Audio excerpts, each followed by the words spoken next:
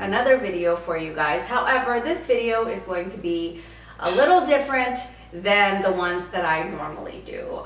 Usually I'm doing, a review on a bag or something related to fashion. However, and then sometimes I get to do collabs, which is really nice. However, this is not going to be like any of those videos. So I have been wanting to do something like this actually for years. I've just never done it for several reasons. I think it can get very personal to do this kind of a video.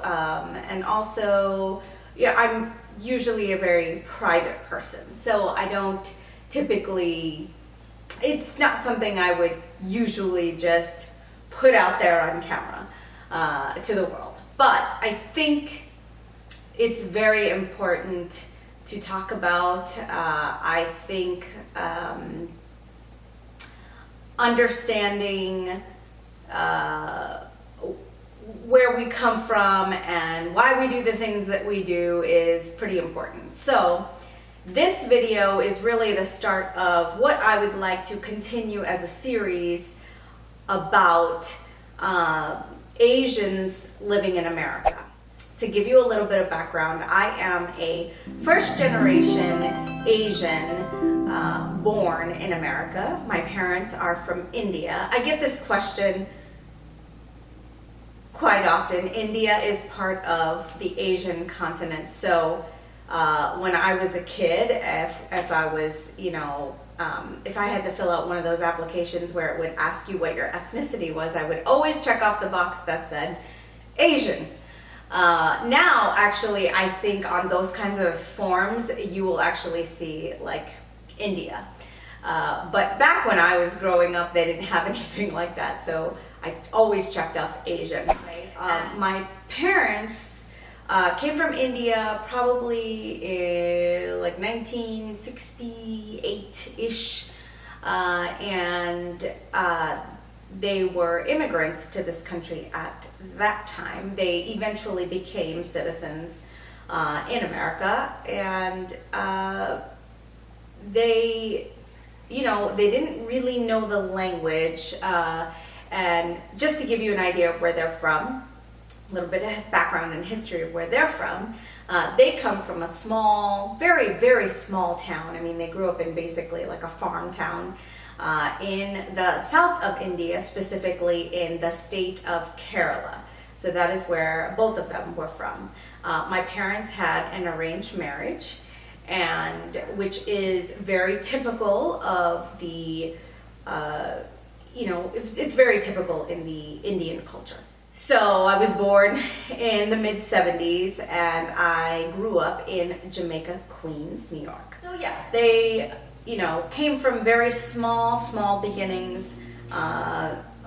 Again, my parents didn't speak, full-on English when they came, but they came here, they worked really hard, and, I was raised in Jamaica, Queens, which is this, I grew up in a neighborhood that was mostly Greek people. I had some Spanish people, but mostly, or Hispanic people, but it mostly was Greek. There was a Greek Orthodox church down the street from me, and they used to have these great Greek fairs that I would go to every once in a while, which was a lot of fun growing up. And as you can imagine, in New York, it's like a melting pot of culture. So I went to school with all kinds of people, from everywhere, which I was very used to. And I grew up in that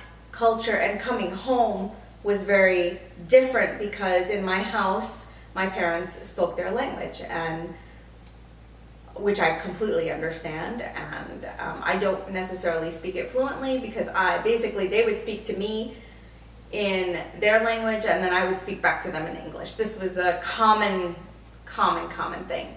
The one thing that my parents did do from a very young age, it was typical for Indians to kind of group together with each other, and they would do that through church mostly. So my parents, when I was very little, found, you know, found other Indians that were part of kind of the same religious church, and they would all go to church together. And this was part of their socialization, and it was part of their social circle to do this. So I would go to church quite a bit when I was a kid. Now, at some point in second grade, my mom had some kind of, I don't really know exactly what happened, but she wasn't very happy about what was going on in our church. So she decided to pull me out of that church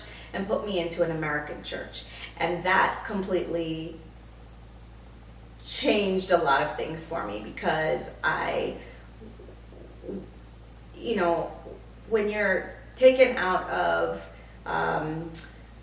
one group of people and put into another group of people that have, you know, I mean, the church that I was in it had all kinds of different people. So now I'm going to school and I have all different kinds of people around me, and then I'm going to church and I have all different kinds of people around me.